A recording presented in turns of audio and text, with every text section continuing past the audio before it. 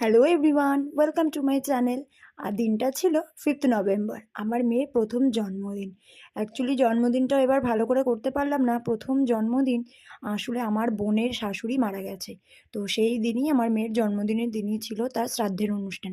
তো বাড়ি শুদ্ধ লোক সবাই ওখানেই ছিল।